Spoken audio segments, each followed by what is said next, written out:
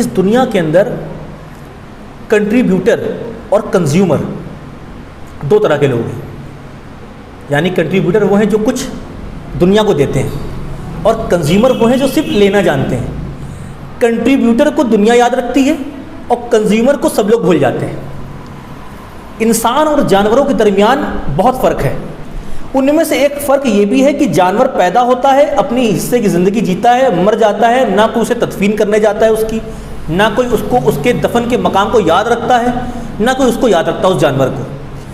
لیکن اس کے برعکس انسان کے ساتھ کیا ہے؟ انسان پیدا ہوتا ہے, اپنی زندگی کے اندر علم کا سفر طے کرتا ہے, سیکھنے کا سفر طے کرتا ہے, کچھ کنٹریبیوٹ کرنے کا سفر طے کرتا ہے. جب وہ مر جاتا ہے تو لوگ اس کے دفن کے مقام پر جا کر دیکھتے ہیں, لوگ اس کے جانے کے بعد اس کو یاد کرتے ہیں. یہ انسانی زندگی میں. اگر آج تک انسان میں کسی انسان نے یہ کنٹریبیوٹ کرنے کا ارادہ نہیں کیا ہے, اس نے اپنی تلاش نہیں کری ہے, اس کو اپنے مقصد کا نہیں پتہ ہے, تو وہ یقین جانیے وہ جانوروں سی زندگی جی رہا ہے, وہ مر جائے گا, اسے دنیا میں کوئی یاد نہیں رکھے گا. میں آپ کے سامنے یحییٰ ابن عدی, یہ ایک فلاسفر تھے, ایک مفکر تھے, ان کی ایک بات بتاتا ہوں. انہوں نے فرمایا کہ دنیا کے اندر وہ لوگ جو مر گئے ہیں, یا وہ لوگ جو دنیا سے رخصت ہو گئے ہیں, وہ زندہ ہیں مگر اپنے علم کی بدولت. اس کو آپ کو سامنے سمجھانے کے لیے, آپ کے سامنے سمجھانے کے لیے میں یہ بات آپ سے عرض کر رہا ہوں میرے دوستو, کہ دنیا کے اندر وہ لوگ زندہ ہیں اس دنیا سے جانے کے بعد بھی جنہوں نے کچھ کنٹریبیوٹ کیا تھا.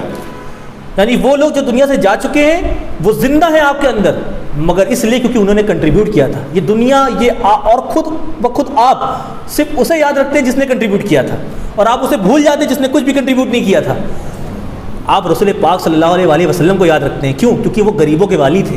کیوں؟ کیونکہ وہ غمگین لوگوں کے غم کو سنتے تھے. کیوں؟ کیونکہ انہوں نے انسانیت کی بات کی تھی. کیوں؟ کیونکہ انہوں نے ایک میسج پریچ کیا تھا جو پورے انسانوں کو ایک جھنڈے کے نیچے لے آتا کہ ہم سب ایک اللہ کے بندے ہیں, ہمیں اس کی عبادت کرنی ہے. ہمارے اندر سے سارے فرق کو مٹا دیا جاتا ہے, کالے گورے, صرف ایک چیز ہے جو ہم سب کو اتحاد کراتی, وہ ہے توحید. ٹھیک ہے, یہ جو کنٹریبیوشن تھا آپ اس لیے اللہ کے رسول کو یاد رکھتے ہیں. جو ایجوکیشن سسٹم انہوں نے انفورس کیا تھا, جو انقلاب انہوں نے برپا کیا تھا, آپ اس لیے انہیں یاد رکھتے ہیں. ٹھیک ہے, میں آپ کو مولانا روم کی ایک نصیحت بتاتا ہوں. مولانا روم کا آخری وقت قریب آیا, اور مولانا روم سے کسی نے پوچھا کہ اب تو آپ کا آخری وقت آ گیا ہے, اب جو میں آپ کو جملہ بتانے والا ہوں نا میرے بھائیوں, آپ اسے غور کریں. مولانا روم کا جملہ, ہاں میں جس نے رومی کو چھوڑ دیا. ہم وہ لوگ ہیں جو اپنے کنٹریبیوشن تو کرتے نہیں ہیں بلکہ اپنے کنٹریبیوشن کو نظر انداز کرتے ہیں. ہم وہ لوگ ہو گئے ہیں آج. مولانا روم نے فرمایا اس شخص سے, اور بڑے پرسکون بہت ہی اطمینان سے فرمایا اب میں دنیا کی مسند سے اتروں گا اور دلوں کی مسند پر بیٹھوں گا. ہاں, یہ کتنا شاندار جملہ ہے. مولانا روم جانتے ہیں کہ انہوں نے کیا کنٹریبیوٹ کیا ہے.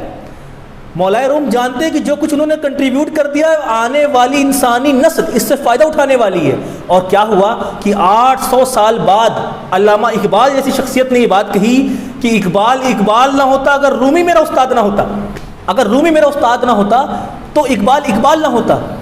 ایسے کنٹریبیوشن کو ہم لوگوں نے فراموش کر دیا, ہم بھول گئے. ہمیں ضرورت ہے کہ ہم ایسے کنٹریبیوشن کی طرف جائیں, ہم مولانا روم کے فلسفوں کو پڑھیں. مولانا روم کی تصنیف کیا ہے؟ اب میں آپ کو ایک بات بتاتا ہوں, کبھی گوگل پہ سرچ کریے گا گول کاسٹ, GOALCAST, گول کاسٹ. گول کاسٹ ایک on line motivating plate form ہے, موٹیویشن کا پلیٹ فارم ہے. ٹھیک ہے, یہاں پر موٹیویشنل ویڈیوز ہیں, انسپریشنل ویڈیوز ہیں, کوٹس ہیں. بنانے والے لوگوں نے رومی کو لکھ رکھا ہے, وہاں صرف رومی ہے, حالانکہ رومی کا پورا نام تو مولانا جلال الدین رومی ہے. کیا ہوا؟ دنیا ایک اچھے اور ایک بہترین اور ایک اعلیٰ ایک مفکر مسلمان کو صرف رومی کے نام سے جانتی ہے. کیوں؟ کیونکہ ہم نے دنیا کے سامنے رومی کو پیش نہیں کیا ہے, ورنہ رومی کی تصنیف تو دراصل حقیقت میں اللہ سے اور اس کے رسول سے جوڑتی ہے. تو میرے دوستو, آپ کی زندگی کا جو مقصد ہے وہ ہے ایک با مقصد زندگی. اس کو تلاشیے. انسان کا مقصد جو ہے نا, اس پر دنیا کے اندر بڑے بڑے انٹلیکچوئلس, بڑے بڑے مفکرین, علماء کرام اس نتیجے پر پہنچے ہیں کہ جو انسان کا مقصد ہے وہ ہے اپنی ذات کی بہتری کرے, اور اپنی ذات کی بہتری کرتے ہوئے انسانیت کے لیے اپنے وقت سے, اپنی انرجی سے اور اپنی ذات سے تبدیلی لائے. دوسروں کی زندگی میں تبدیلی لانا شروع کریے. آپ جو کچھ کام کر رہے ہیں اس شعبے کے اندر مہارت حاصل کریے. اس شعبے کے اندر جو آپ کا کام ہے، جو آپ کی صلاحیت ہے، جو آپ کی اسکلس ہے، اسے ڈیولپ کریے اور دوسروں کی زندگی میں فرق لانا شروع کریے۔ اور محترم، اگر آپ لوگ اپنی زندگی میں فرق نہیں لا پائیں گے، ہم لوگ اگر اپنی زندگی میں فرق نہیں لا پائیں گے تو ہم دنیا کے اندر کیا فرق لائیں گے؟ جب ہم دنیا کے اندر کچھ کنٹریبیوٹ نہیں کر پائیں گے تو پھر ہمارا عروج کیسے ہوگا؟ تو لوگ ہمیں یاد کیسے رکھیں گے؟ ہم لوگوں کے سامنے آخر کیا پیش کریں گے؟